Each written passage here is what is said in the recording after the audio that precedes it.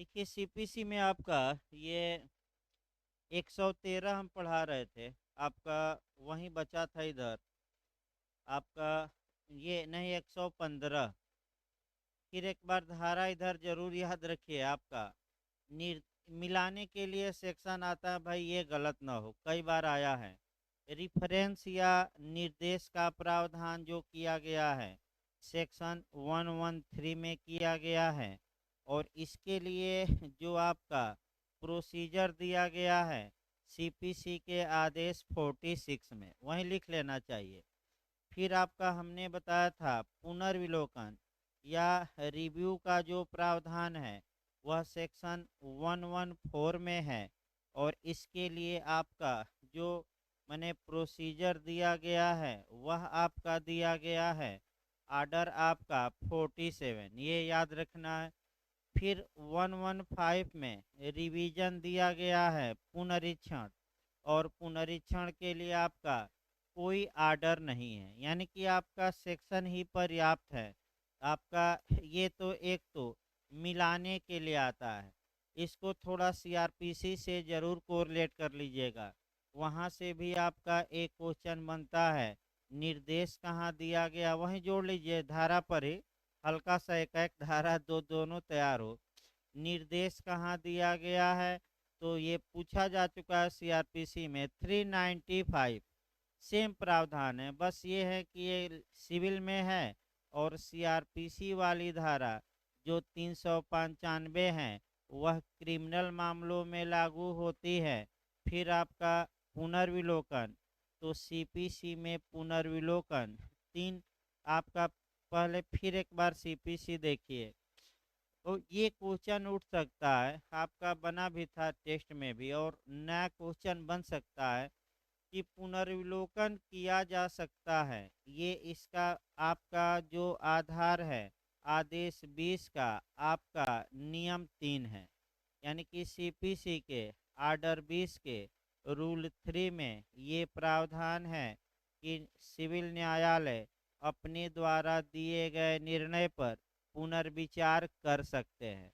तो पुनर्विलोकन कब कराया जा सकता है इस बारे में सब्सटेंसिव प्रावधान, सारवान प्रावधान सेक्शन 114 सीआरपीसी में है, जबकि इसके लिए जो प्रोसीजर दिया गया है वह आर्डर 47।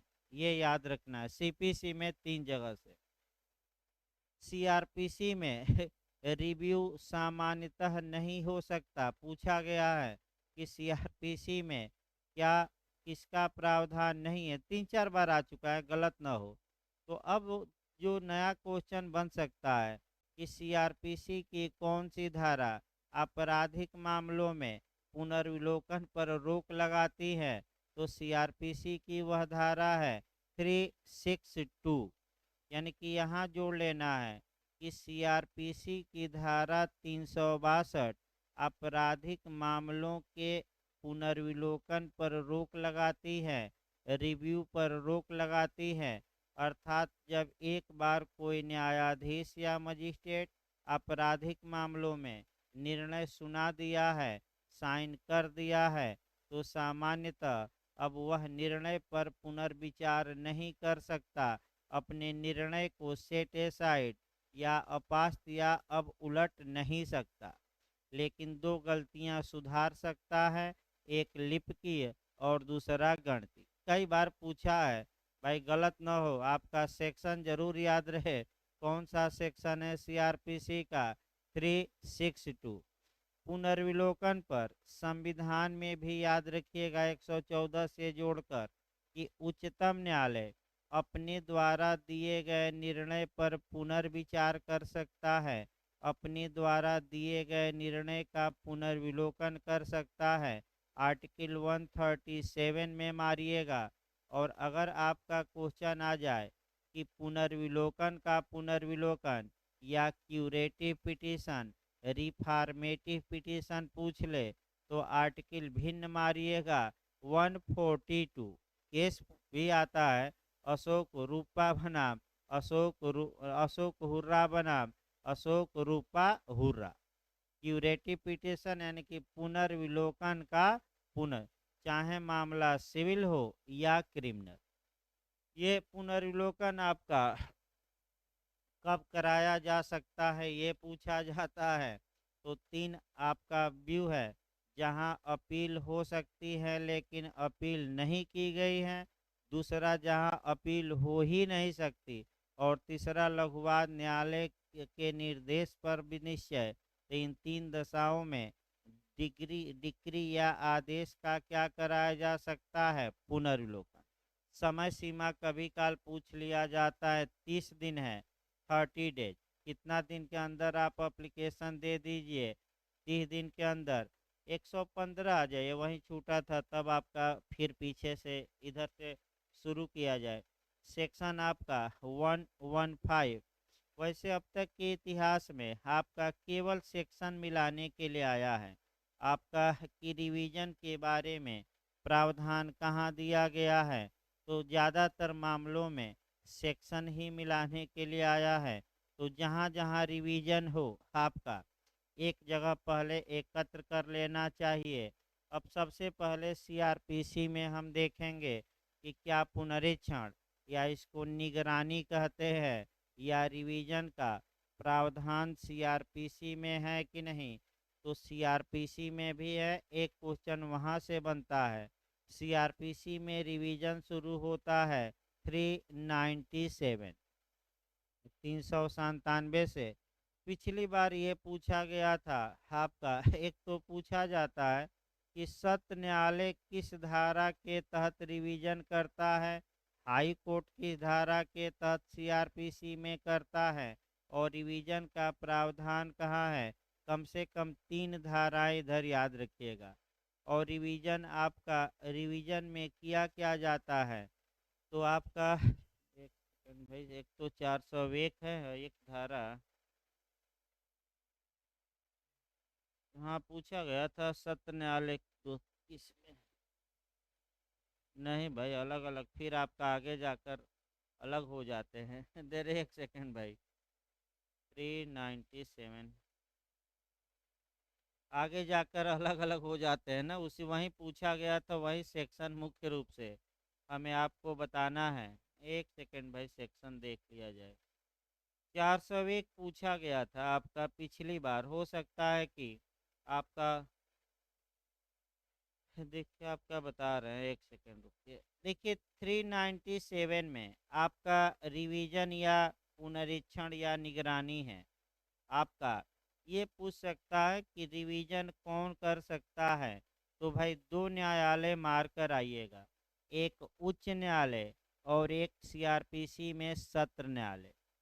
पहला क्वेश्चन ये भी आ सकता है कि पुनरीक्षण की शक्तियों का प्रयोग करने के लिए रिकॉर्ड मंगाया जाता है, तो कौन कौन न्यायालय रिकॉर्ड मंगा सकता है या रिवीजन करने का पावर किसको है?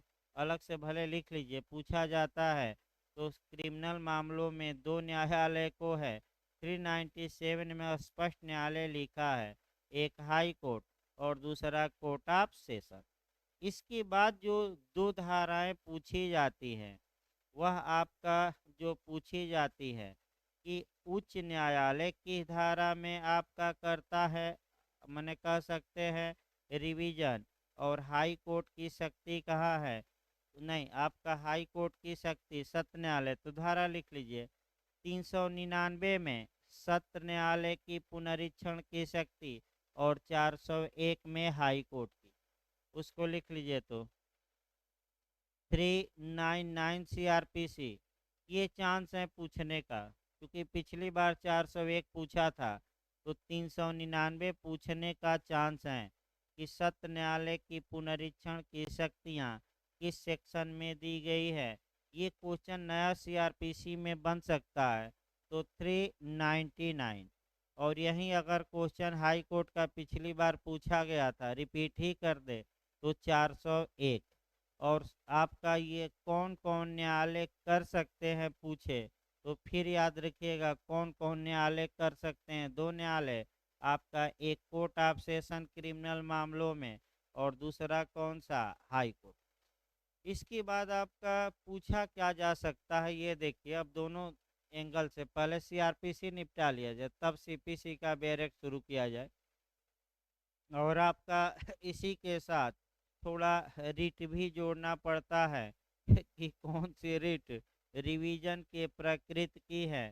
तो दो रिटें हैं, वो भी हम अभी जोड़ेंगे, लेकिन पहले आपका देखिए रिवीजन में आपका और क्या पूछता है सीआरपीसी में कि किसका रिवीजन नहीं हो सकता। तो इंट्रालोकोटरी आर्डर या वादकालीन आदेश या अंतर्वर्ती आदेशों का रिवीजन नहीं होता है, पहला नियम। ये बिहार में अभी पूछा भी गया था, यूपी में भी चांस है। जो इंट्रालोकोटरी आर्डर होते हैं उनका रिवीजन सीआरपीसी में नहीं होता। दूसरा जो क्वेश्चन बनता है कि रिवीजन में क्या नहीं किया जा सकता, तो दोष मुक्ति को यानी कि एक्विटल को सेटिसाइड करके कन्विक्शन का आदेश नहीं दिया जा सकता, यानी कि दोष मुक्ति के आदेश को उलटकर दोष सिद्धि का आदेश नहीं दिया जा सकता। ये रिवीजन न्यायालय पर प्रतिबंध है। फिर आपका पूछा जाता है कि रिवीजन का उद्देश्य क्या होता है, तो रिवीजन किस लिए किया जाता है। देखिए रिवीजन का मुख्य उद्देश्य होता है कि अधीनस्थ न्यायालय ने कार्यवाही करने में अवैधता तो नहीं बरती, अर्थात क्या गलत तरीके से तो कार्यवाही नहीं की, अर्थात क्या जुरिडिक्शन से बाहर जाकर आदेश पारित किया है, दोष सिद्धि पारित किया है, समन जारी कर दिया है, वारंट जारी कर दिया है, क्या अपनी अधिकारता का वायलेशन किया है। यानी कि कुल मिलाकर एक लाइन रिवीजन में आपका कार्यवाही की वैधता की जांच की जाती है, वैलिडिटी की। तो अब जिस रिट में निचले न्यायालय की कार्यवाही की वैधता की, न्यायालयों की अधिकारता की जांच की जाती है, अब उस रिट को कोरिलेट करने लेना है।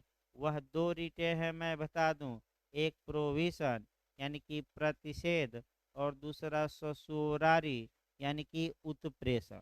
प्रतिषेध की रिट तब जारी की जाती है जब मामला पेंडिंग हो, अर्थात जब निचला न्यायालय अपनी अधिकारता से बाहर जाकर किसी मामले में सुनवाई कर रहा होता है, तो उस सुनवाई पर रोक लगा दी जाती है प्रोविशन या प्रतिषेध की रिट जारी करके।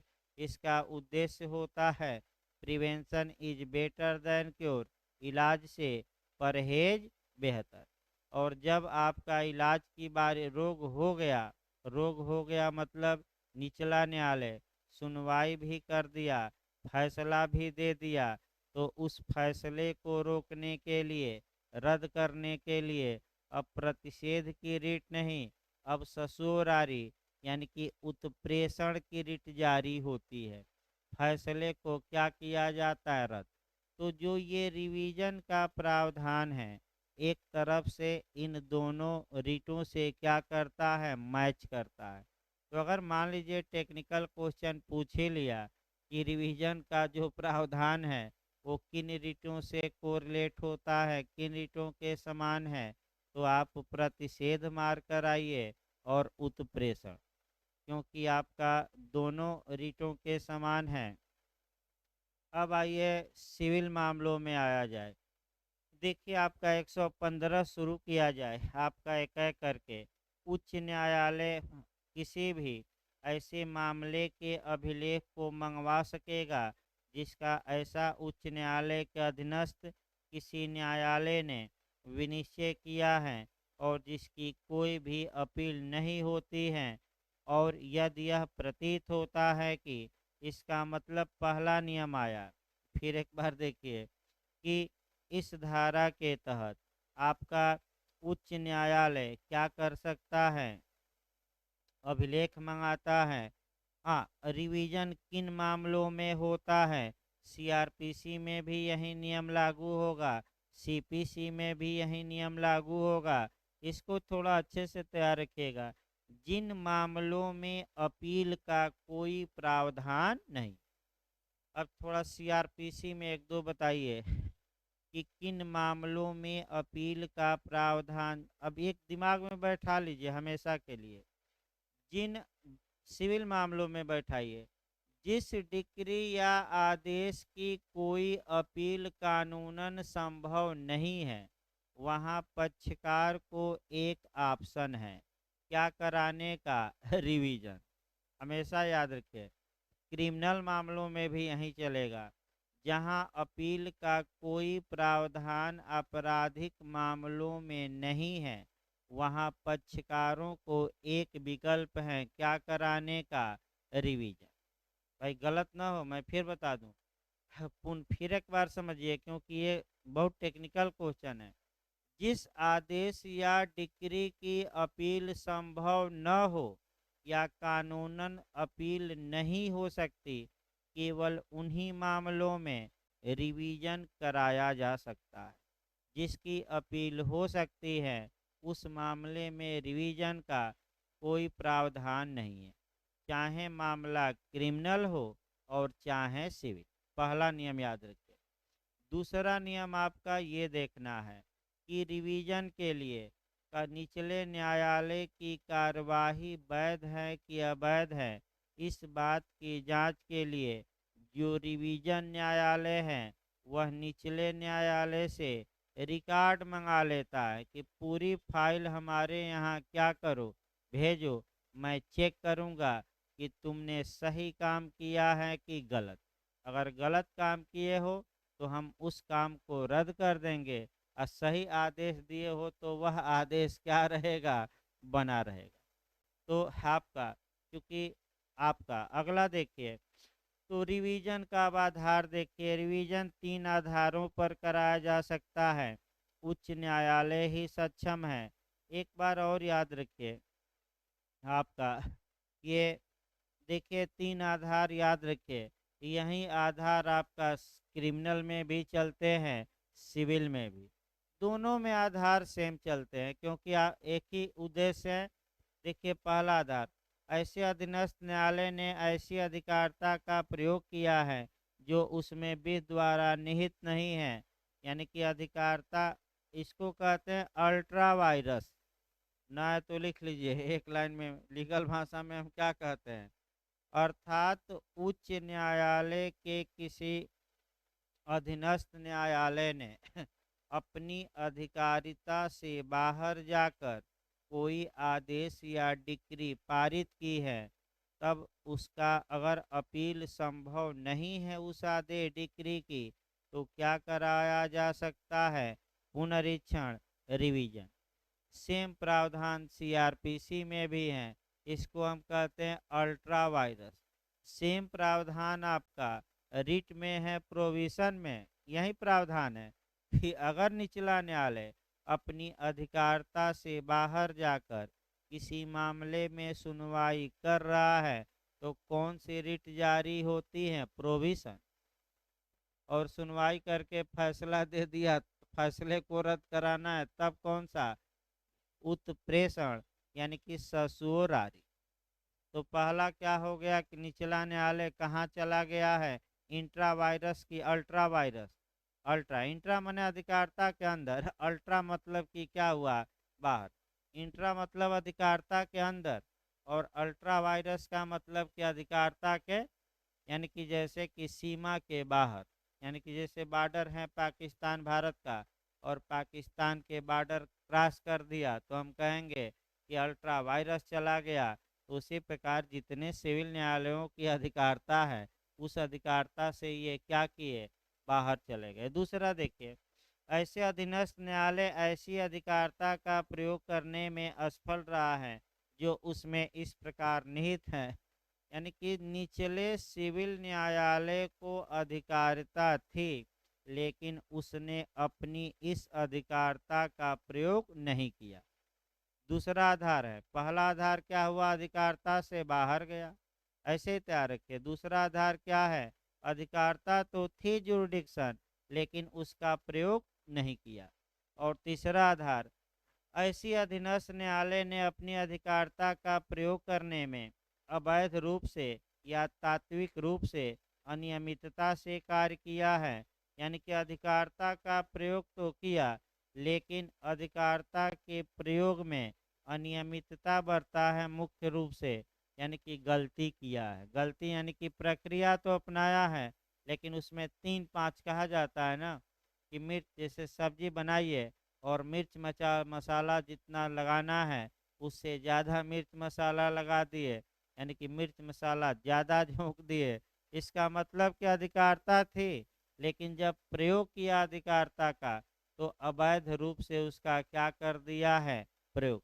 तो इन 3 आधारों पर तो उच्च न्यायालय उस मामले में ऐसा आदेश कर सकेगा जो वह ठीक समझे, परंतु उच्च न्यायालय किसी वाद या अन्य कार्यवाही के अनुक्रम में इस धारा के अधीन किए गए किसी आदेश में कोई विवादक विनिश्चित करने वाली किसी आदेश में तभी फेरफार करेगा या उल्टेगा जब ऐसा आदेश, यदि वह पुनरीक्षण के लिए आवेदन करने वाले पक्षकार के पक्ष में किया गया होता, तो वाद या कार्यवाही का अंतिम रूप से निपटारा कर देता। खंड 2 देखिए, उच्च न्यायालय इस धारा के अधीन किसी ऐसी डिक्री आदेश में जिसके विरुद्ध या तो उच्च न्यायालय में या उसके अधीनस्थ किसी न्यायालय में अपील होती है, फेरफार नहीं करेगा न उल्टेगा। तीसरा, पुनरीक्षण वाद या अन्य कार्यवाही के जो न्यायालय के समक्ष हो स्थगन के रूप में प्रवर्तित नहीं होगा जब ऐसा वाद या अन्य कार्यवाही उच्च न्यायालय द्वारा स्थगित की जाती हैं, जब तक कि, यानी कि निचले न्यायालय में मुकदमा चलता रहेगा। हाई कोर्ट चाहे तो निचले न्यायालय में मुकदमा क्या कर सकता है, रोक सकता है। इस प्रकार आपका रिवीजन समाप्त हो गया। अब आइए आपका फिर 36 से निकाल लीजिए, एक एक चैप्टर निपटाया जाए। यानी कि अगला जो हम उठाएंगे आपका मामला वह धारा 36 से उठाते हैं और 36 से लेकर 74 क्या 72 तक, 79 से हम पढ़ाए थे। देखिए आपका भाग 2 हम शुरू कर रहे हैं 36 से लेकर 74 तक। इसमें डिक्री और आदेशों का निष्पादन। देखिए आपका एक दो क्वेश्चन आपका छूट गया आपका कोरिलेशन में।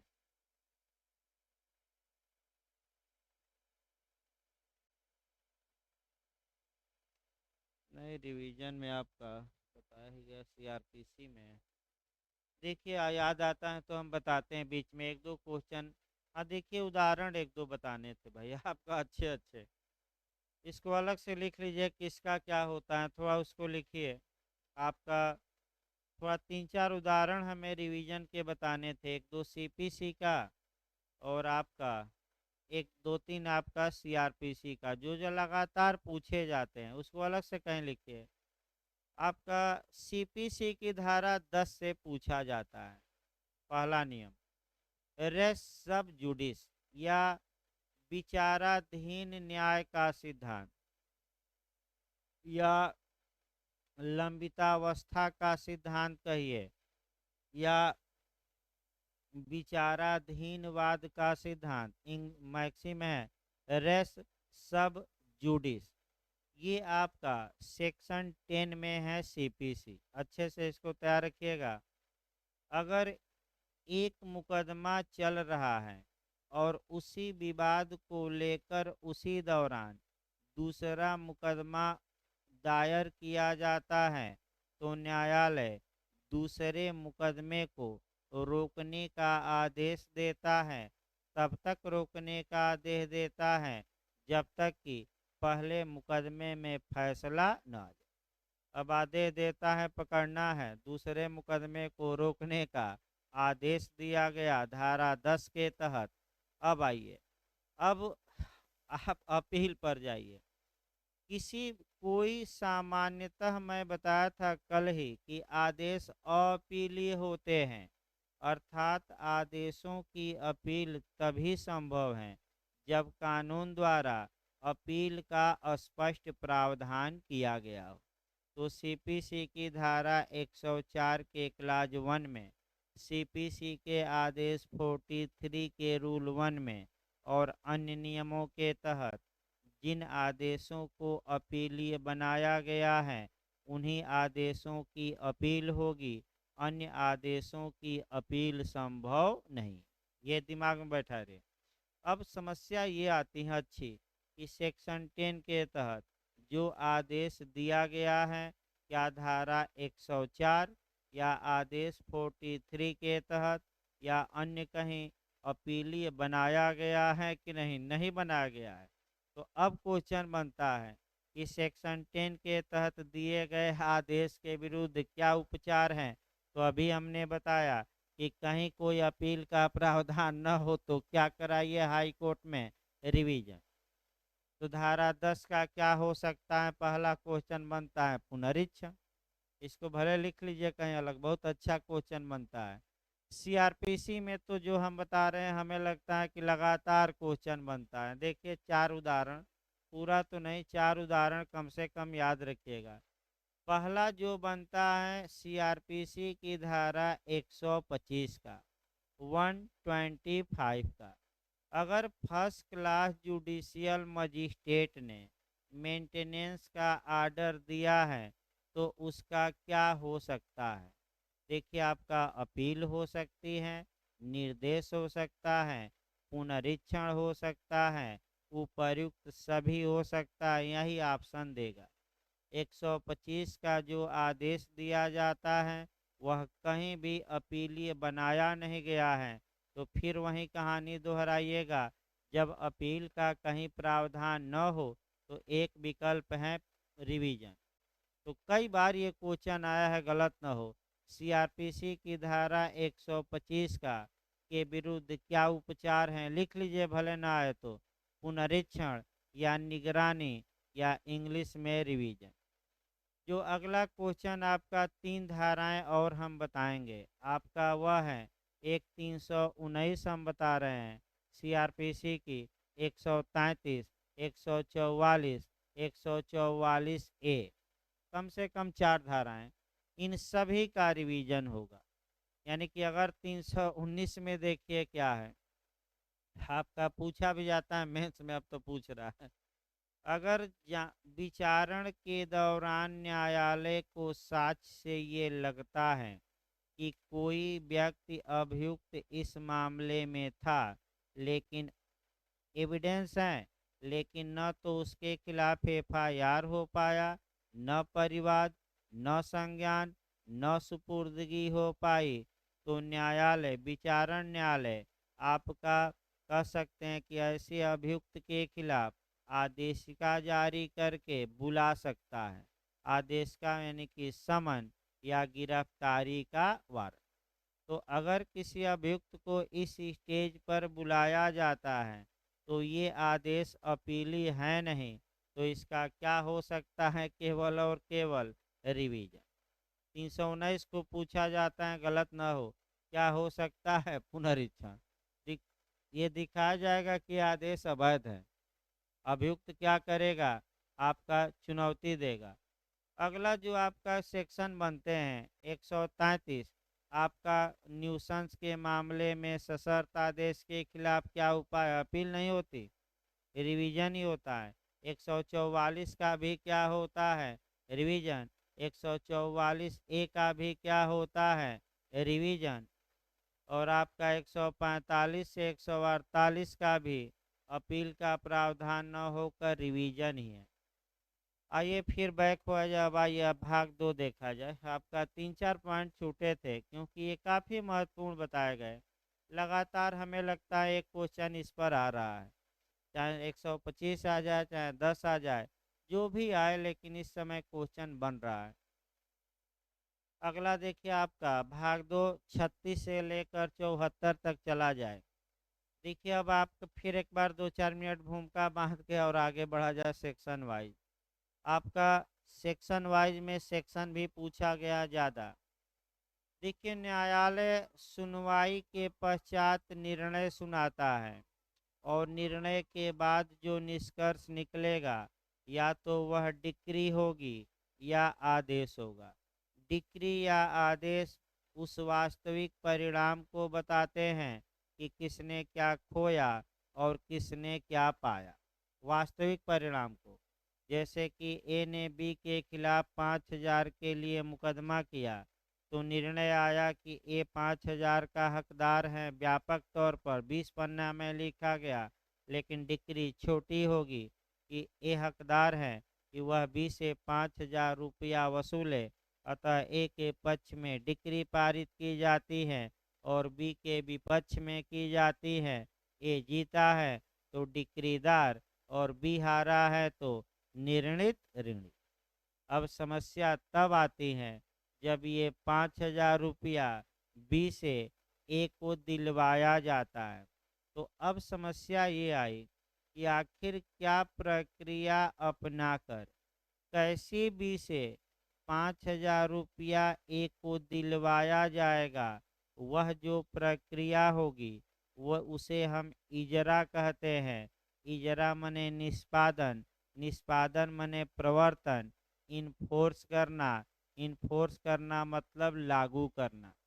तो निर्णय को लागू नहीं कराया जाता आपका या तो डिक्री को या आदेश को। तो कैसे लागू कराया जाएगा, एक और उदाहरण देख लीजिए ताकि भाई एक ही बार सब चले। मान लीजिए आपका बी ने ए के अचल संपत्ति पर अवैध कब्जा कर लिया था। ए ने कब्जे की पुनः प्राप्ति के लिए मुकदमा किया। अब समस्या यहाँ ये गंभीर है, ए जीता, बी हारा। न्यायालय ने ए को कब्जाधारी माना और कहा कि ए हकदार है कब्जे का, अतः ऐसी कंडीशन में बी ए को कब्जा दे दे। अब ये कब्जा कैसे दिलवाया जाएगा, वहीं डिक्री का निष्पादन होगा, यानी कि कैसे इस डिक्री को लागू कराया जाएगा उसके लिए प्रक्रिया आपका दी गई है धारा 36 से लेकर 74 तक में, 36 से लेकर 74 तक में। और इसके लिए सार प्रोसीजर जो है वह आदेश 21 में है, डिक्रियों और आदेशों का प्रवर्तन। और सबसे बड़ा आदेश है जिसमें कितने नियम हैं, 106, 106 नियम है। और उसमें छांट छांट कर 10-15 नियम ही बताए गए थे क्योंकि 106 पढ़ना संभव। तो एक तो आपका 32 और 33 पढ़ेंगे नियम। 32 मतलब आपका वैवाहिक संबंधों की पुनर्स्थापना के लिए डिक्री है, तो उसका प्रवर्तन केवल और केवल निर्णित ऋणी की संपत्ति को क्या किया जाएगा, कुर करके।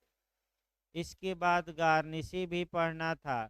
आदेश 21 का नियम 46 ए गार्निशी के बारे में, यानी कि निर्णित ऋणी का ऋणी। 3-4 नियम तो कम से कम याद रखिए। आइए देखा जाए।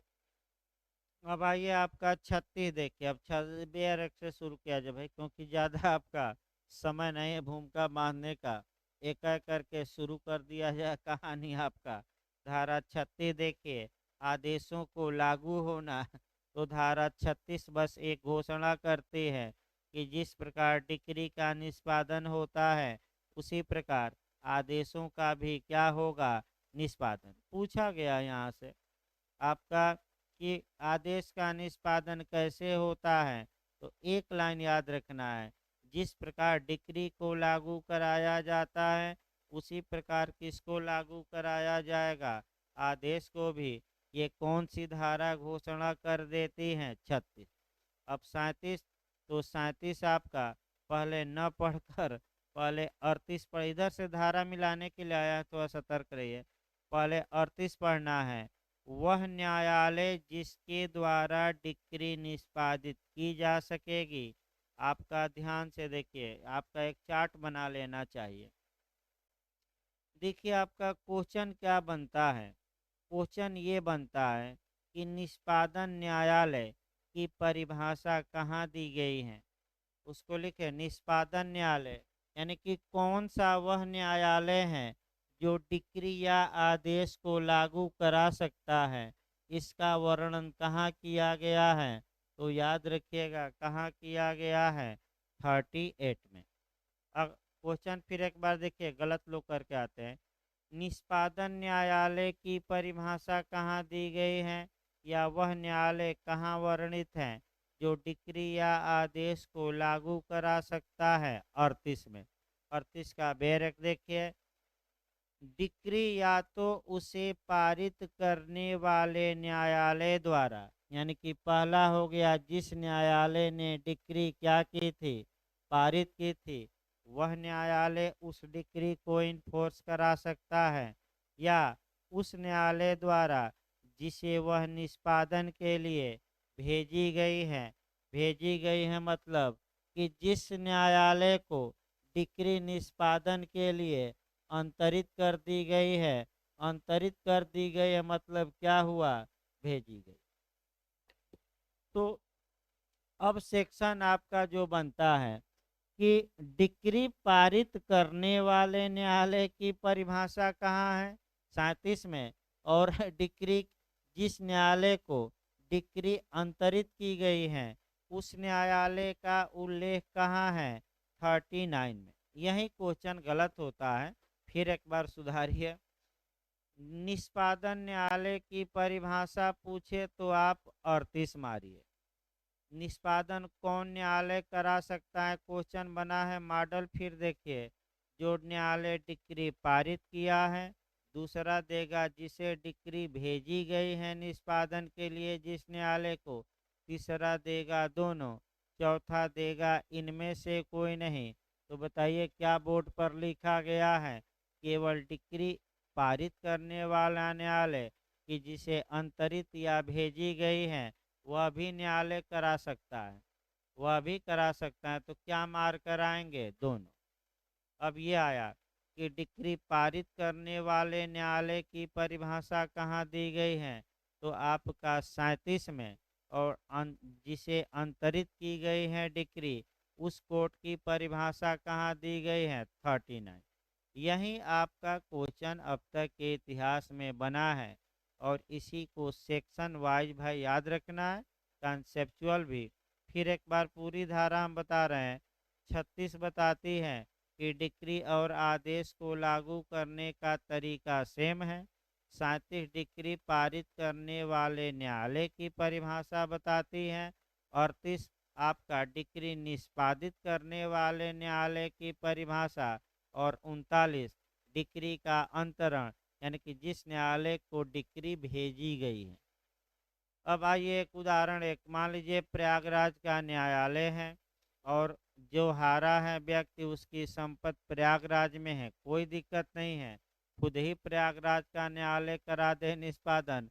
लेकिन एक कल्पना करिए कि प्रयागराज के न्यायालय ने डिक्री पारित की, और जिस संपत्ति की कुर्की करनी है वह पटना में है, तो यहाँ का न्यायालय जाकर तो करेगा नहीं, तो पटना के सक्षम न्यायालय को डिक्री क्या की जाएगी, भेजी जाएगी। और पटना का न्यायालय उस डिक्री को इन्फोर्स कराएगा।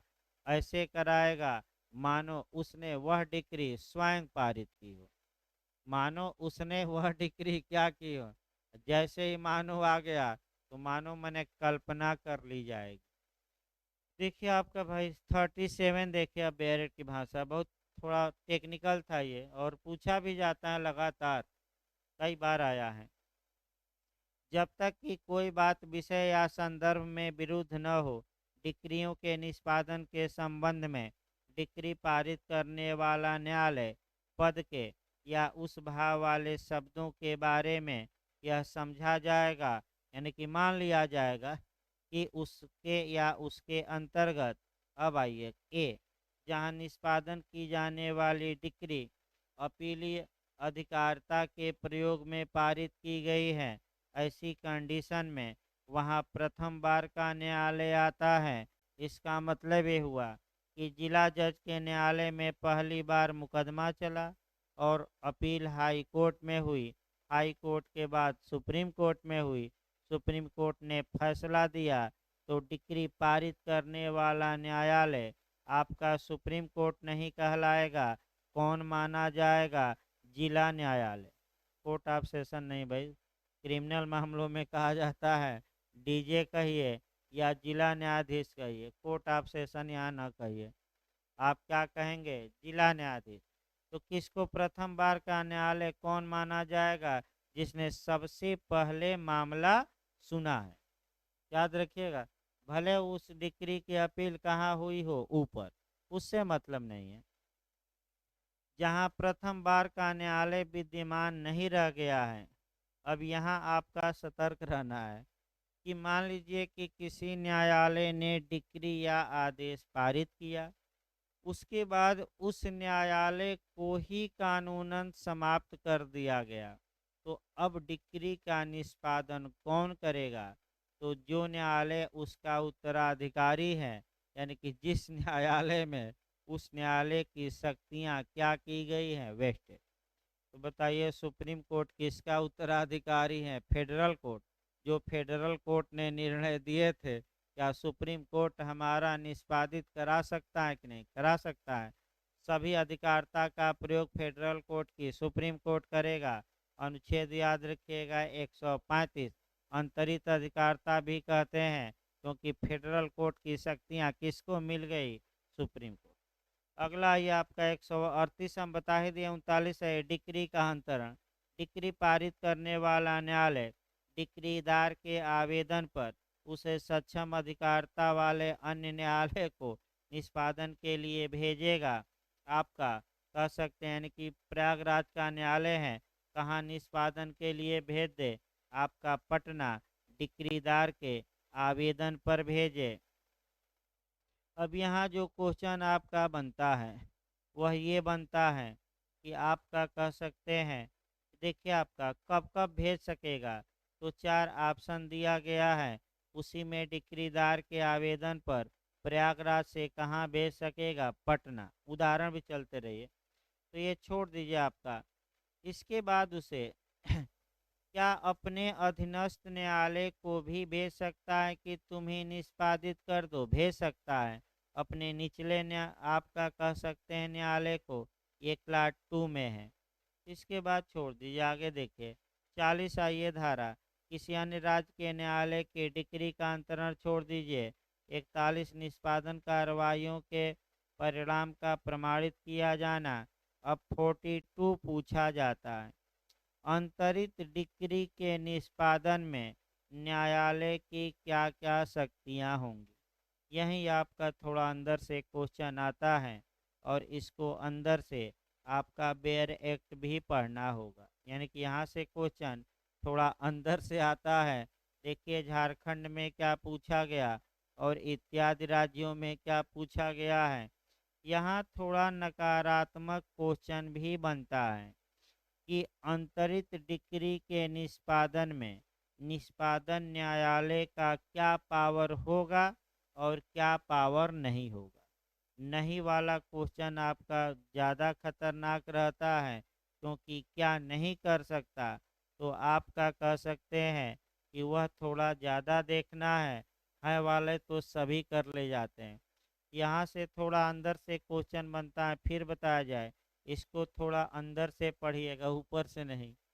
आपका फिर एक बार देखिए, अंतरित डिक्री के निष्पादन में न्यायालय का पावर क्या क्या होगा।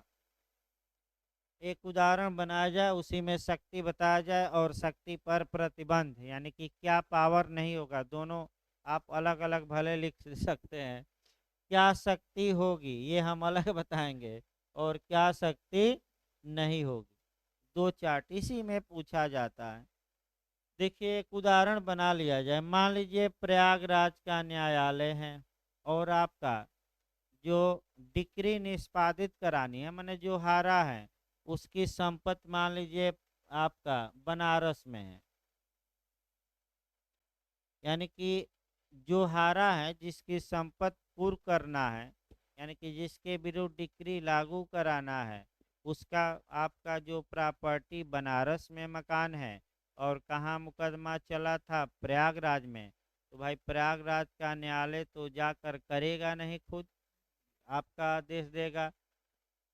इसके लिए एक ही उपाय है कि जो जीता है डिक्री होल्डर, प्रयागराज के न्यायालय में एप्लीकेशन दे कि हजूर इस डिक्री का ट्रांसफ़र किया जाए, अंतरण किया जाए, भेजा जाए, बनारस भेजा जाए, क्योंकि बनारस में निर्णित ऋणी की प्रॉपर्टी है और वहीं कुर्क हो सकती है।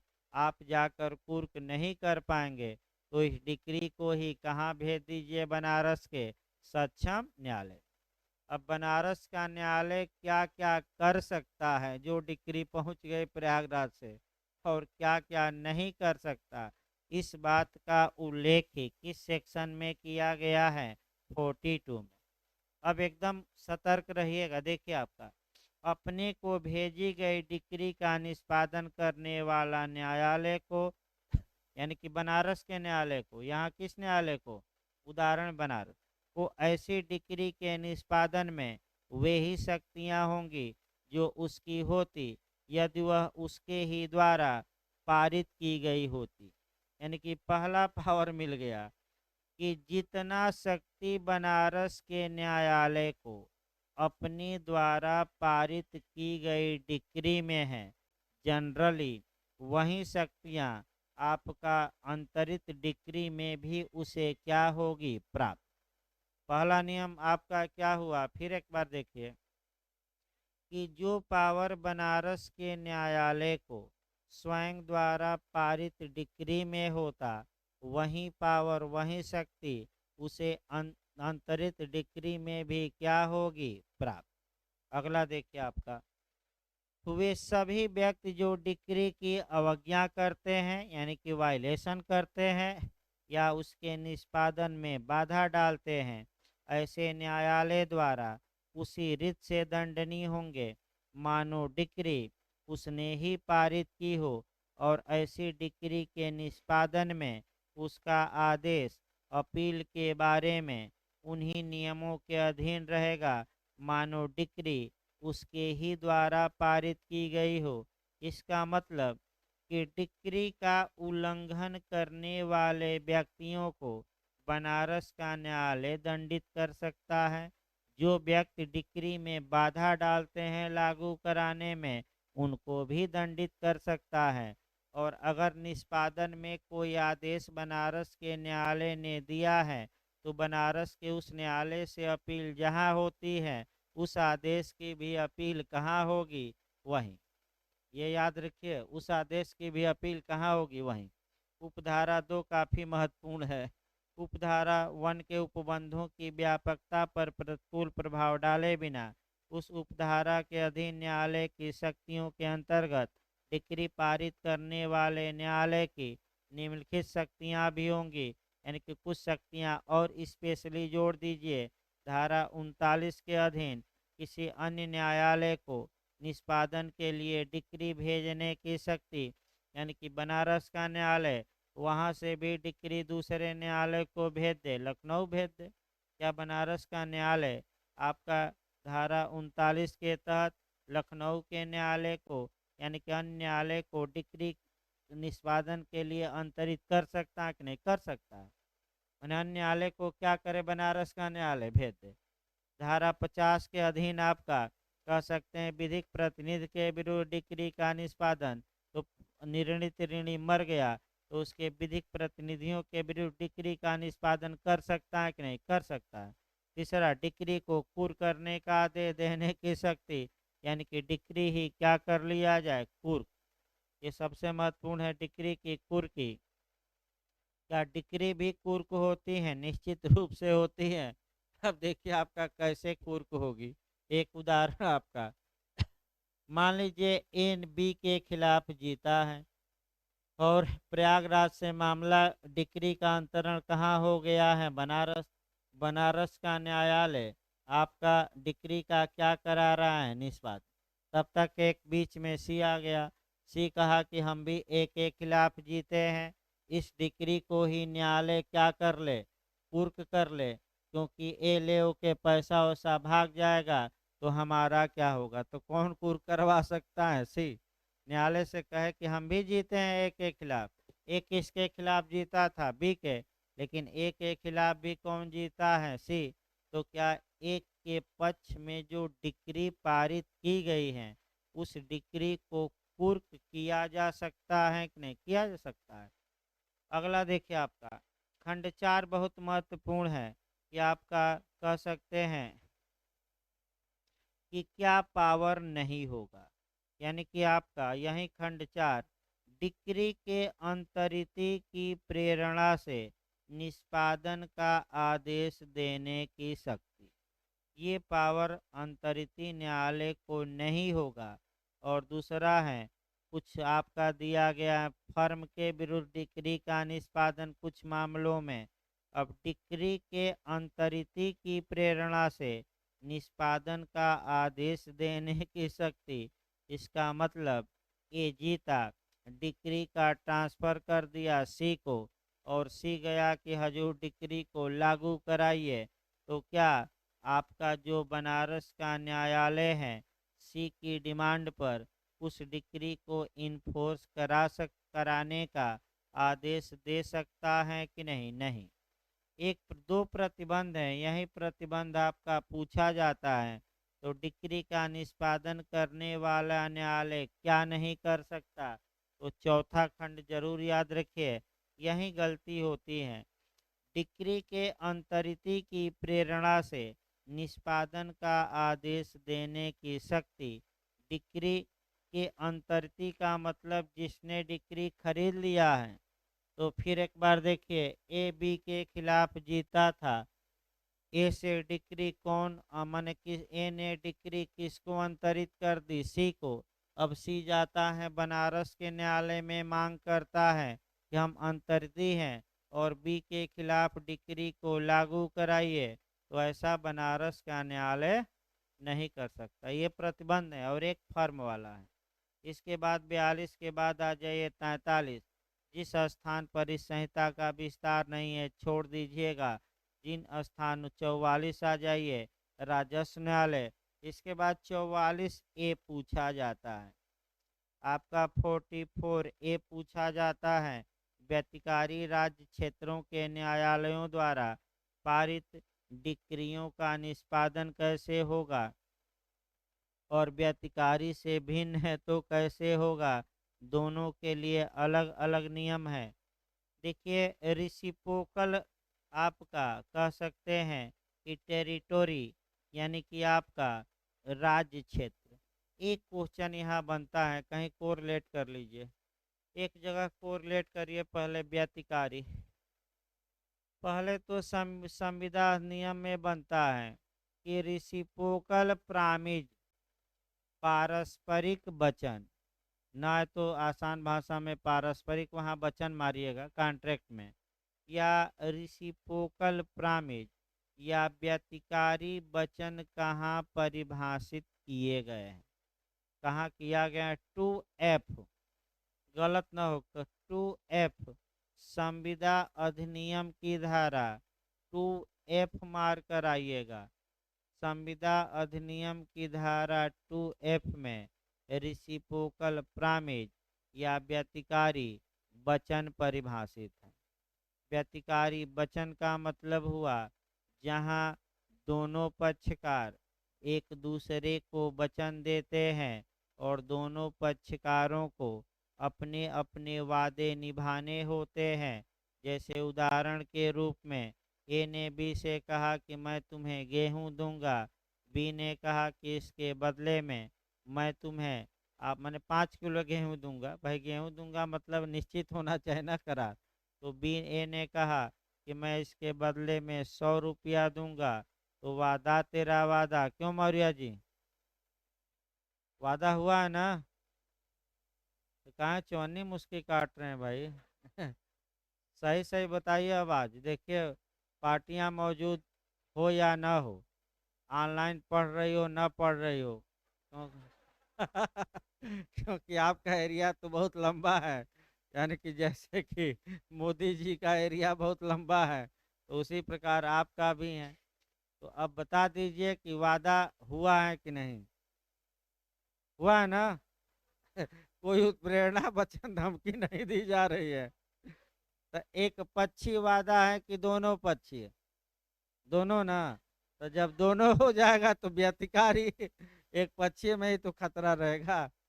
हाँ, दोनों जब दोनों वादे हो जाएंगे तब आपका उसी को कहते हैं व्यतिकारी। जैसे ए ने कहा कि हम 100 रुपया देंगे और बी ने कहा कि हम 5 किलो गेहूं इसके बदले देंगे, तो व्यतिकारी वचन आपका कई बार क्वेश्चन आया, गलत ना हो, झारखंड में से लेकर बिहार तक में 2F में परिभाषित है।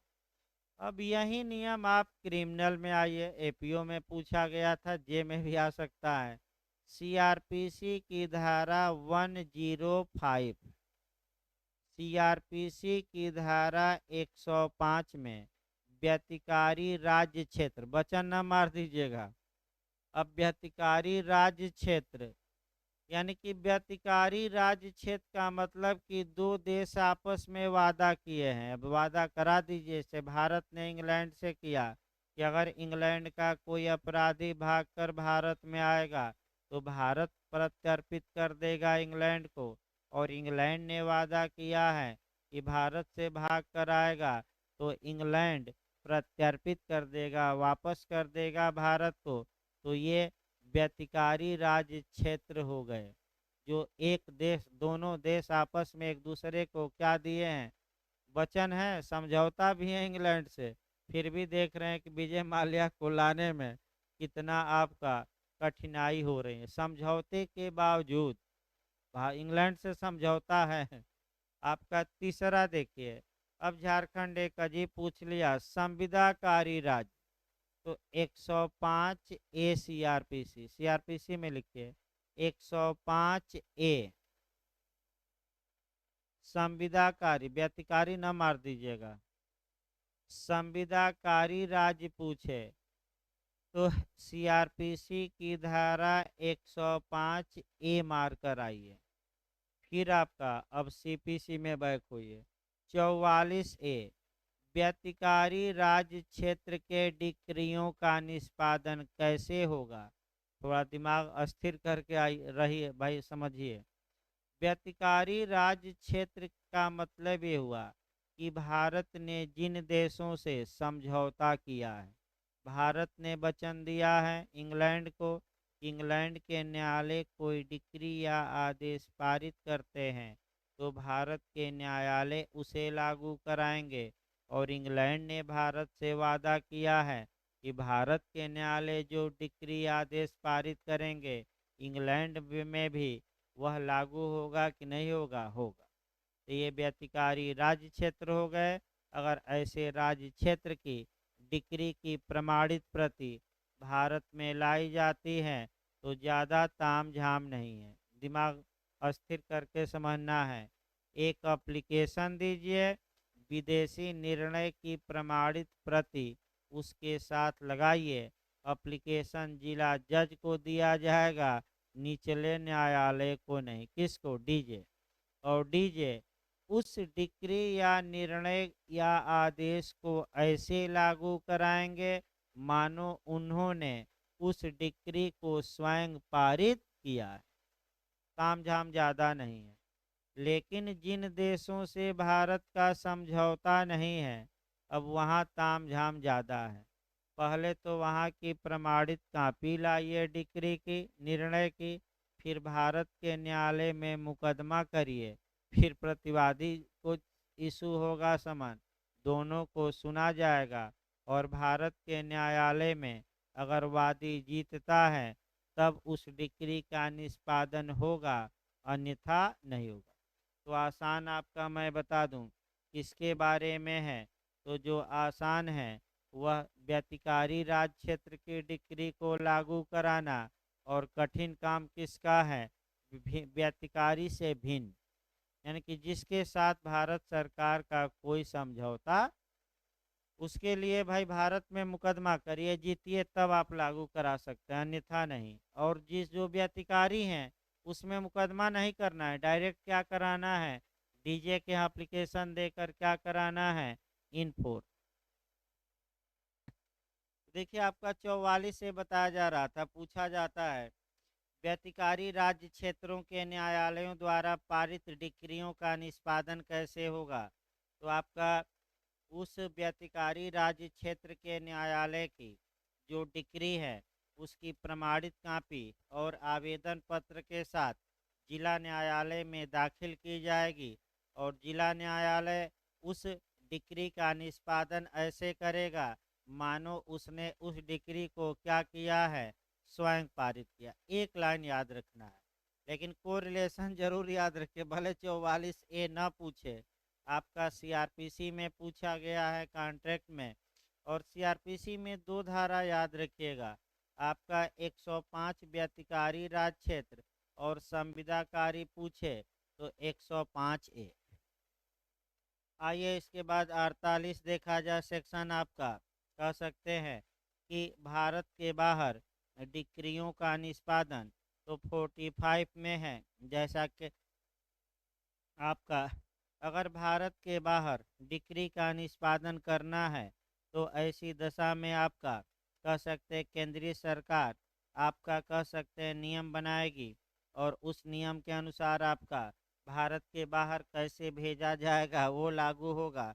इसके बाद प्रिसेप्ट से पूछा जाता है, यहाँ से क्वेश्चन बना है। आज्ञा पत्र से फिर क्वेश्चन बनता है, प्रिसेप्ट या आज्ञा पत्र हैं क्या, और इसकी अवधि। दो ही लाइन याद करना है, मैं समझा रहा हूँ, लेकिन कंपटीशन के लिए केवल दो शब्द याद रखना है कि प्रिसेप्ट्स या आज्ञा पत्र का प्रावधान किस धारा में है, तो 46 में। आज्ञा पत्र के तहत जो संपत्ति कुर्क होती है सामान्यतः वह कितने दिन तक कुर्की के अधीन रहती है, तो 3 माह। एक सेकंड देखना सही है। एक सेकंड भाई,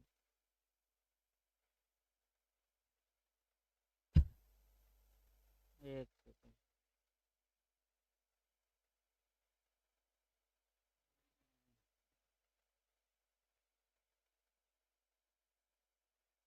2 मास भाई आपका परंतुक में है, क्लास 2 के। फिर एक बार देखिए 2 मंथ है, फिर एक बार देखिए इसको। आज्ञा पत्र के बारे में प्रावधान किस धारा में है, तो आपका 46 मारना है। आज्ञा पत्र के अधीन आपका कुर्क की गई संपत्ति कितने दिनों तक सामान्यतः कुर्क रहेगी, 2 मास आपका। तो आज्ञा पत्र होता क्या है, ध्यान से अभी उदाहरण से समझ लीजिए, डायरेक्ट पढ़ने की आवश्यकता नहीं है। मान लीजिए प्रयागराज का न्यायालय है, और जो व्यक्ति हारा है अर्थात निर्णित ऋणी या जजमेंट डेटर, उसकी संपत्ति बनारस में है, तो ऐसी कंडीशन में अभी बनारस के सक्षम न्यायालय को डिक्री का अंतरण किया नहीं गया है, लेकिन संभावना है कि किया जा सकता है।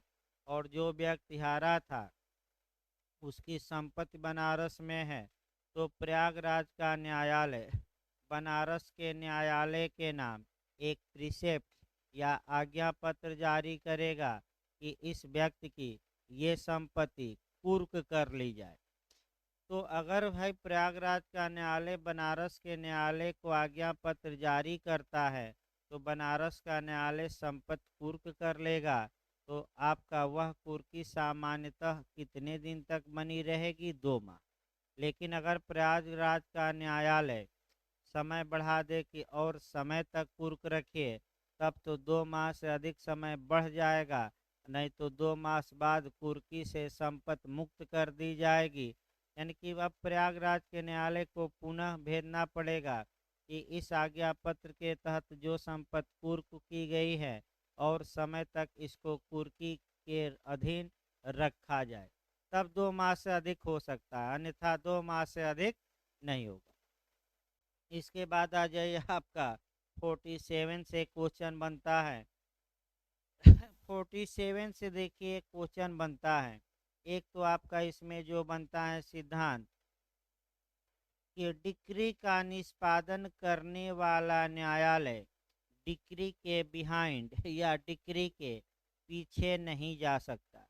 इसका मतलब ये हुआ कि मान लीजिए कि प्रयागराज का न्यायालय था, बनारस के न्यायालय को प्रयागराज के न्यायालय ने अपनी डिक्री भेजी कि तुम इसका निष्पादन करो, तो सामान्य नियम यह है कि जो डिक्री प्रयागराज के न्यायालय द्वारा बनारस के न्यायालय को भेजी गई है, अब ऐसी कंडीशन में बनारस का न्यायालय डिक्री के पीछे न जाए, पर्दे के पीछे न जाए, यानी कि डिक्री की वैधता अवैधता की जांच न करे।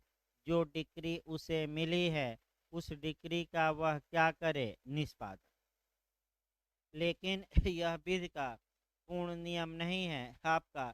कुछ दशाओं में जो बनारस का न्यायालय है, अर्थात जिसे डिक्री निष्पादन के लिए क्या की गई है, भेजी गई है, वह न्यायालय डिक्री की वैधता की जांच कर सकता है।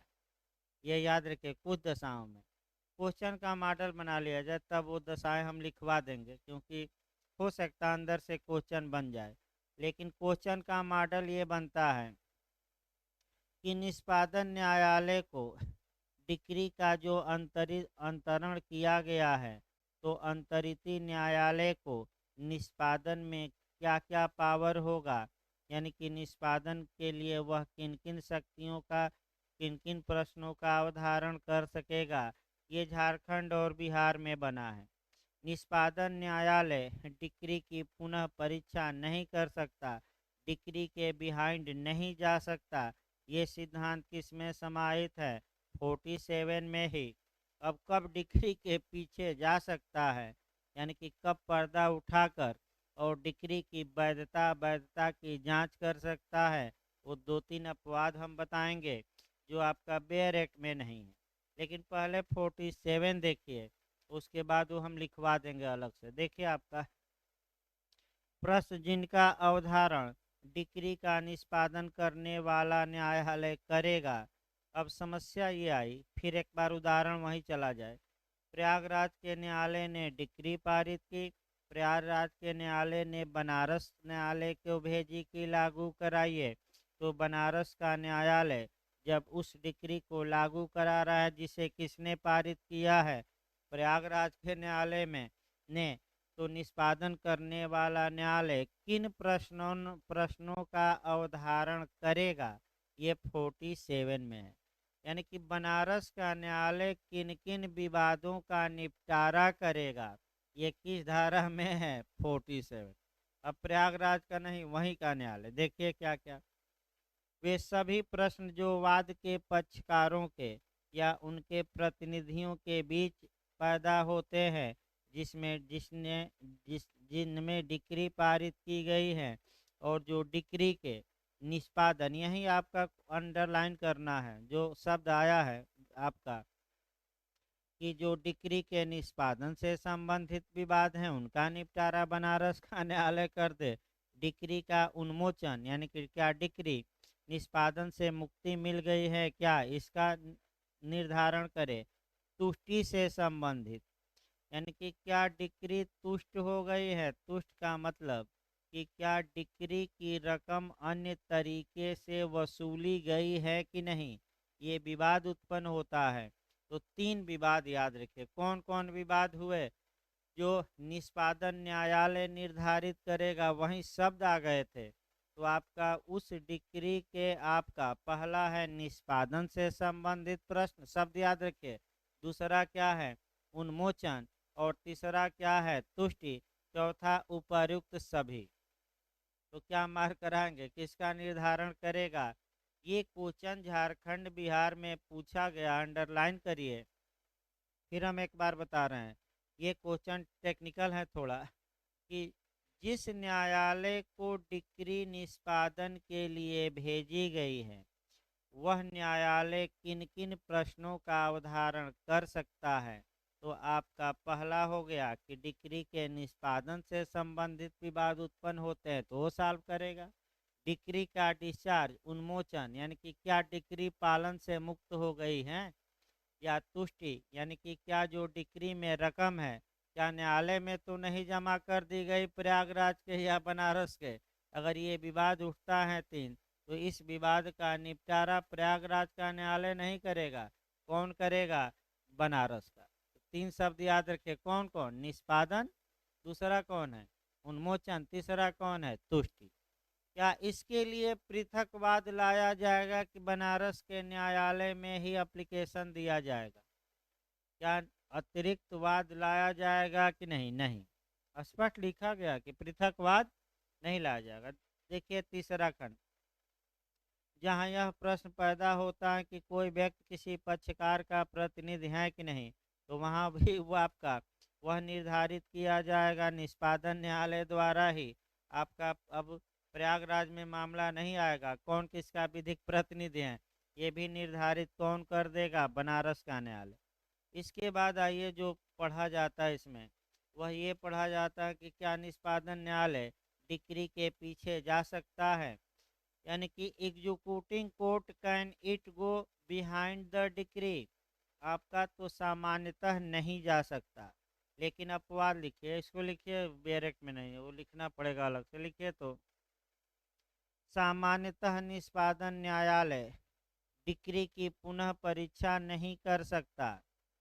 लीगल भाषा में लिखवाया जाएगा, भले आसान भाषा में बताया जाए। सामान्यतः, थोड़ा स्पीड बढ़ाइए लिखने की, सामान्यतः निष्पादन न्यायालय डिक्री की पुनः परीक्षा नहीं कर सकता, लेकिन इसके निम्नलिखित अपवाद हैं। लेकिन इसके निम्नलिखित अपवाद हैं। अपवाद मतलब डिक्री की वैधता की जांच कर सकता है। अपवाद का मतलब क्या हुआ, डिक्री की वैधता की जांच कर सकता है। पहला लिखे, यदि डिक्री शून्य है या मृत व्यक्ति के विरुद्ध पारित हुई है। पहला, यदि डिक्री वाइड है, यानी कि डिक्री ही शून्य है, डिक्री का कोई मतलब ही नहीं है, डिक्री शून्य है और या मृत व्यक्ति के विरुद्ध पारित की गई है।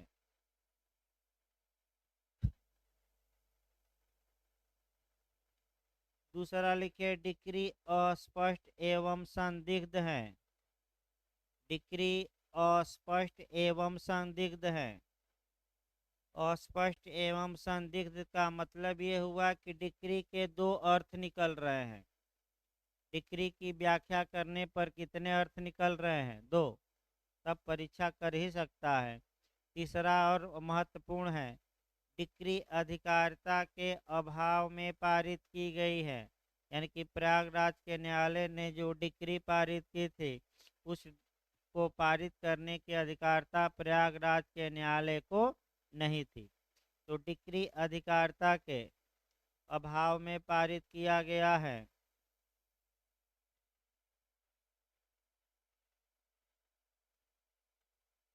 और अगला है, दो विरोधी डिक्रियां पारित की गई हो।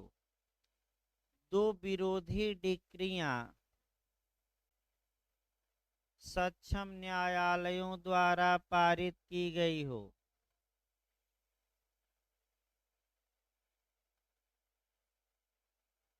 चौथा थोड़ा समझाना है, और तो कोई उसमें दिक्कत नहीं है आपका। पहला और चौथा ही थोड़ा समझाना है। पहला देखिए आपका सीपीसी में, अगर प्रतिवादी मर गया, न्यायालय को ज्ञान है कि प्रतिवादी मर गया, तो प्रतिवादी की जगह पर 90 दिन के अंदर रिकॉर्ड पर उसका विधिक प्रतिनिधि लाया जाना चाहिए। अगर मरा हुआ प्रतिवादी के खिलाफ डिक्री पारित की जाती है तो वह डिक्री नल एंड वाइड होगी, शून्य होगी।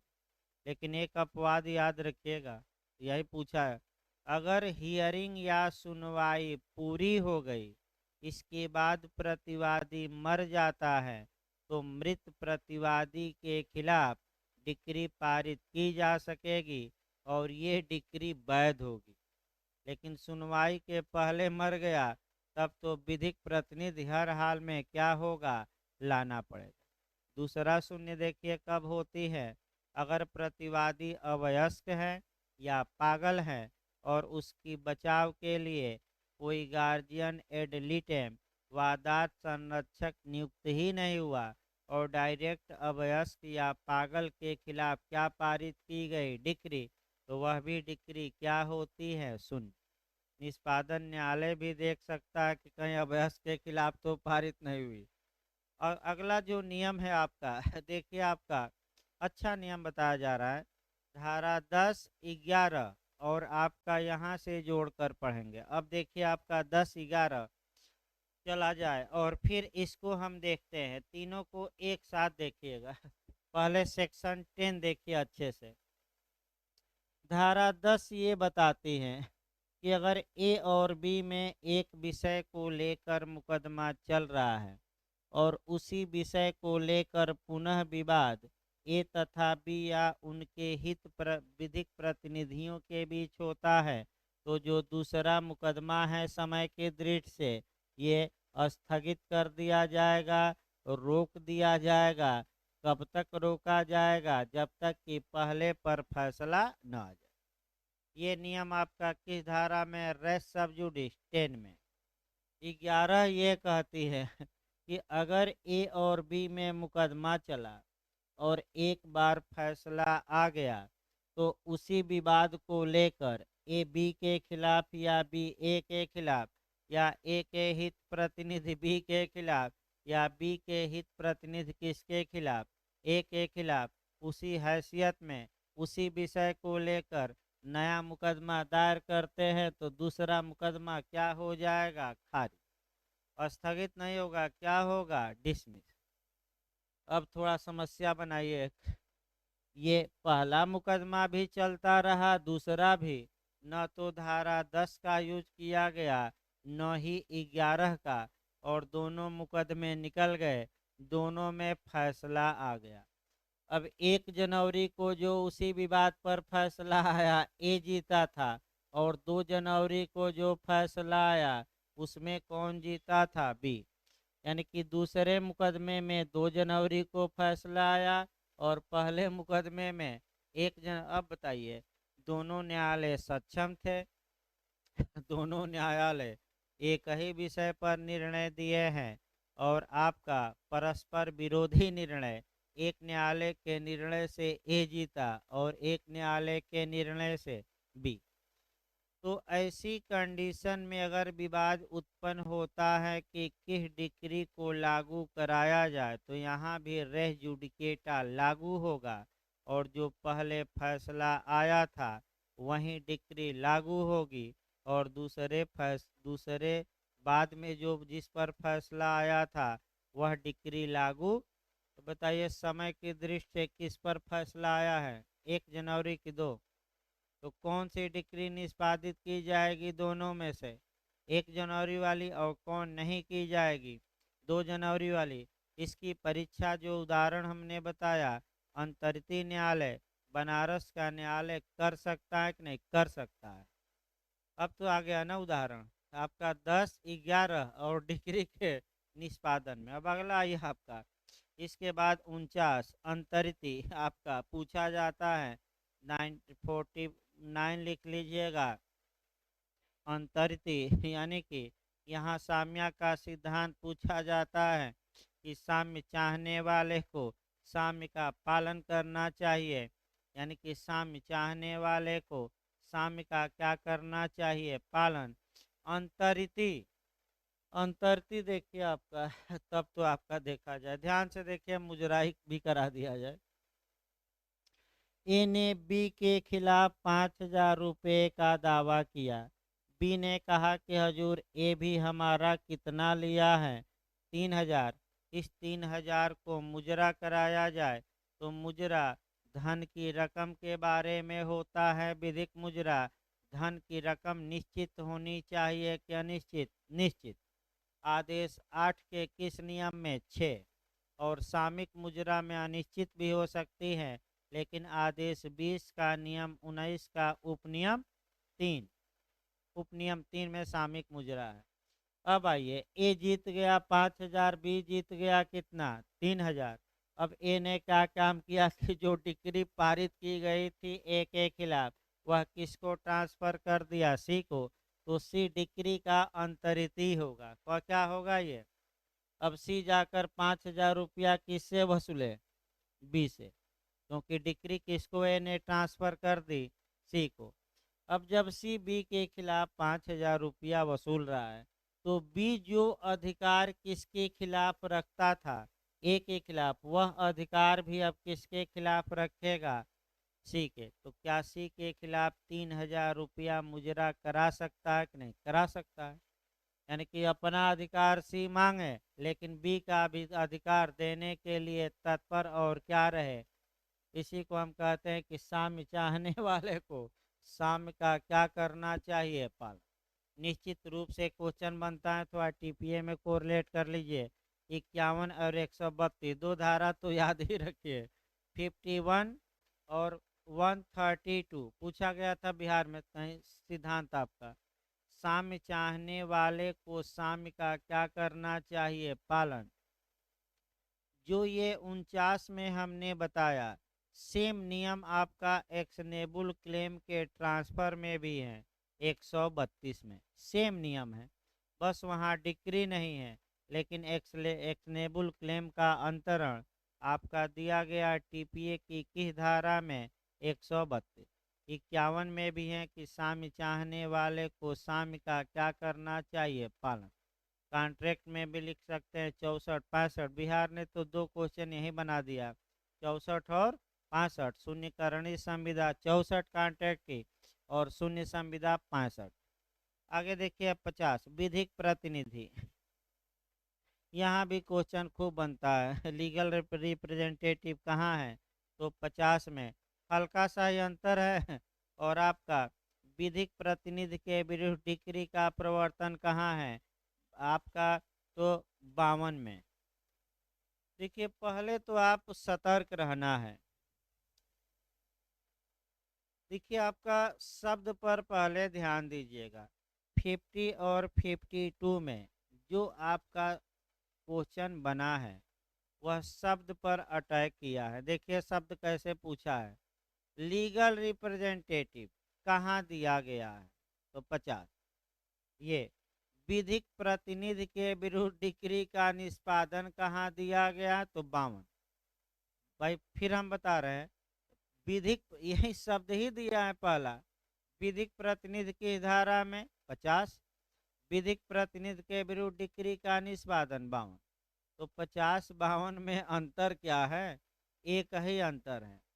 अगर मुकदमे के दौरान प्रतिवादी मर जाता है और 90 दिन के अंदर उसका विधिक प्रतिनिधि रिकॉर्ड में आ जाता है और विधिक प्रतिनिधि के विरुद्ध डायरेक्ट डिक्री पारित की जाती है, तो 52 लागू होगी। यानी कि अगर आपका सुनवाई के पहले, यानी कि सुनवाई पूरी होने के पूर्व विपक्षी या प्रतिवादी मर गया, उसकी जगह पर उसका उत्तराधिकारी रखा गया। अब उत्तराधिकारी और वादी में विवाद चल रहा है और उत्तराधिकारी के खिलाफ डायरेक्ट क्या पारित की गई है, डिक्री। जैसे सबसे अच्छा अयोध्या का मामला है, जो पक्षकार थे आपका, वो मुस्लिम पक्षकार मर गए, तो जो उनके पुत्र थे वह मुकदमे में क्या बनाए गए, पक्षकार। तो आपका वो भाई व्यक्ति तो मर गया, तो ऐसी दशा में उनके पुत्र के विरुद्ध डिक्री या आदेश क्या किया गया, पारित। तो अगर मुकदमे के दौरान मर जाता है पक्षकार, तब 52 अप्लाई करिएगा।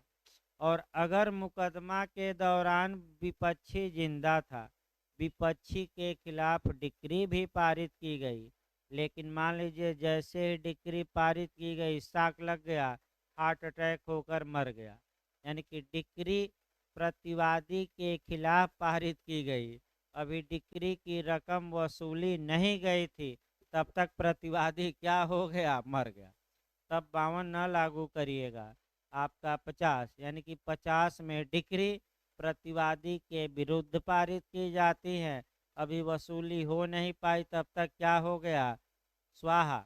और 52 में बीच में ही स्वाहा हो गया, यानी कि लिस्ट पेंडेंस में ही मुकदमे के दौरान। और डिक्री किसके खिलाफ पारित की गई है, विधिक प्रतिनिधि। बस एक लाइन, विधिक प्रतिनिधि किस सीमा तक जिम्मेदार होंगे, जिस सीमा तक वह मृतक की संपत्ति पाए हैं। एक लाइन याद रखिएगा, ज्यादा नहीं। 51 भी पूछा जाता है, निष्पादन कराने की न्यायालय की शक्ति। 51 को जोड़िएगा तो आईपीसी की धारा कम से कम आप 53 जोड़ लीजिएगा, यानी कि आपका फिर एक बार कवर करिए। आपराधिक मामलों में अगर कोई व्यक्ति आईपीसी के तहत अपराध करता है तो उसे कौन कौन सी सजा दी जा सकती है? तो 5 में से 1 या 1 से अधिक। 5 सजाएं दी गई हैं। पहला मृत्युदंड, दूसरा आजीवन कारावास, तीसरा कारावास, चौथा आपका संपत्ति का समापहरण और पांचवा जुर्माना। तो उसी प्रकार अगर ए और बी में मुकदमा चला है, ए जीता है, बी हारा है सिविल मामलों में, तो बी के खिलाफ न्यायालय डिक्री को कैसे कैसे निष्पादित करा सकता है? यानी कि इसका मतलब मेंस में ये जैसे पूछा गया है कि निष्पादन कराने की न्यायालय की शक्ति, यानी कि क्या क्या करके निष्पादित करा सकता है। तो एक उदाहरण बनाइए। अब आपका देखिए उदाहरण, ए ने बी के खिलाफ मुकदमा किया 1 लाख रुपए के लिए। ए जीता, बी हार गया, तो न्यायालय ए को यह 1 लाख रुपया बी से दिलवाएगा। तो आखिर कैसे दिलवाएगा? क्या ढंग होगा? क्या तरीका होगा? क्या क्या करवा कर दिलवाएगा? कुर्की करवा कर बी की संपत्ति दिलवाएगा, कि बी को जेल भेजेगा, कि और उपाय करेगा? वही उपाय आपका 51 में दिए गए हैं। देखिए 51 में, ऐसी शर्तों और परिसीमाओं के अधीन रहते हुए जो विहित की जाए, न्यायालय डिक्रीदार के आवेदन पर आदेश दे सकेगा कि डिक्री का निष्पादन विनिर्दिष्ट रूप से डिक्रीत किसी संपत्ति के परिधान द्वारा, अर्थात बी ने ए के जमीन पर कब्जा किया था, तो बी को आदेशित किया जाएगा कि उस जमीन का कब्जा तुम ए को क्या करो, दे दो। तो पहला तरीका क्या हुआ? संपत्ति का परिधान करवा दे। बी अगर कब्जा कर लिया है, हार गया, तो बी से किसको कब्जा न्यायालय दिलवा दे? ए को। दूसरा, किसी संपत्ति की कुर्की और विक्रय या उसकी कुर्की के बिना विक्रय, यानी कि बी की संपत्ति को कुर्क करे, नीलाम करे, बेचवाए, या डायरेक्ट कुर्क न करे, नीलाम करके डायरेक्ट क्या कर दे, बेचवा दे। तो क्या कुर्की आवश्यक है कि डायरेक्ट विक्रय भी हो सकता है? तो पहला तरीका, अब याद रखिए तरीका, पहला तरीका है संपत्ति का क्या करके प्रदान, दूसरा तरीका है कुर्की और विक्रय, या बिना कुर्की के डायरेक्ट क्या, विक्रय। तीसरा तरीका देखिए, गिरफ्तार करके जेल भेज देना, तीसरा तरीका है। बी को गिरफ्तार करके जेल भेजवा दीजिए, अब 58 काम करेगी, अधिकतम 3 माह तक ही बी जेल में रह सकता है, वो भी सिविल कारागार। चौथा तरीका है प्रापक की नियुक्ति करके, और पांचवा है अन्य रीत से आपका, जिसे न्यायालय उचित समझे। यानी कि कितने तरीके हो गए? 5। यही याद रखना है। इसके बाद आपका कह सकते हैं कि जो परंतुक हैं, यहाँ से क्वेश्चन आपका बना है, और आपका परंतुक देखिए, परंतु जहाँ डिक्री धन के संदाय के लिए है, वहाँ कारागार में निरोध द्वारा निष्पादन के लिए आदेश तब तक नहीं दिया जाएगा जब तक कि निर्णित ऋणी को इसके लिए हेतुक दर्शित करने का अवसर देने के पश्चात कि उसे कारागार को क्यों न सुपुर्द किया जाए, न्यायालय का अभिलिखित कारणों से यह समाधान नहीं हो जाता कि निर्णित ऋणी उस उद्देश्य से या यह परिणाम पैदा करने के लिए कि डिक्री के निष्पादन में बाधा या विलंब हो, न्यायालय की अधिकारिता की सीमाओं से फरार होने वाला है या छोड़ने वाला है, या अपनी संपत्ति को हटा चुका है या अंतरित कर चुका है, या पर्याप्त साधन होते हुए भी पैसा जमा कर रहा है कि नहीं कर रहा है। यही महत्वपूर्ण है खंड ख। इस पर आपका केस पूछा जाता है, सुप्रीम कोर्ट का केस है कि निर्णित ऋणी को तब तक गिरफ्तार नहीं किया जा सका अगर निर्णित ऋणी के पास पर्याप्त साधन नहीं है कि वह पैसा दे सके, तो उसे गिरफ्तार करके जेल नहीं भेजा जा सकता। जाली जॉर्ज वर्गीज केस लिखिए, जाली जॉर्ज वर्गीज। यही केस पूछा जाता है कि अगर हारने वाले के पास धन ही नहीं है और वह हार गया और आप भेज रहे हैं जेल, तो धन नहीं है, पर्याप्त साधन नहीं है, इस कारण से पैसा नहीं दे पाया, तो आप जेल न भेजिए। ये आर्टिकल 21 का क्या होगा, वायलेशन। वर्गीज का, बस वर्गीज पकड़ लेंगे अगर केस आएगा, वर्गीज वर्गीज वर्गीज। बैंक ऑफ कोचीन है, जाली जॉर्ज वर्गीज बनाम बैंक ऑफ कोचीन। जब अपर्याप्त साधन है तो गिरफ्तार करके जेल, क्योंकि गरीबों को बैंक वाले इत्यादि वाले पैसा नहीं भी रहता था तो तुरंत गिरफ्तार करके कहाँ भेजते थे, जेल। भाई पैसा है नहीं तो कहाँ से दे, पैसा है ही नहीं, संपत्ति है ही नहीं, तो कहाँ से दे दे पैसा। 51 के बाद 52 पढ़ाई दिया गया। अब आइए आपका 53, पैतृक संपत्ति का दायित्व आपका, तो पैतृक संपत्ति का दायित्व 53 में दिया गया है आपका। इसके बाद आपका 54 संपदा का विभाजन। एक लाइन पूछा जाता है यहाँ कि अगर संपदा का विभाजन किसके माध्यम से किया जाएगा, ये आपका कह सकते हैं कि आपका अगर उस पर राजस्व निर्धारित है तो कलेक्टर। हर एक जगह जहाँ भी ये आए कि भू राजस्व है।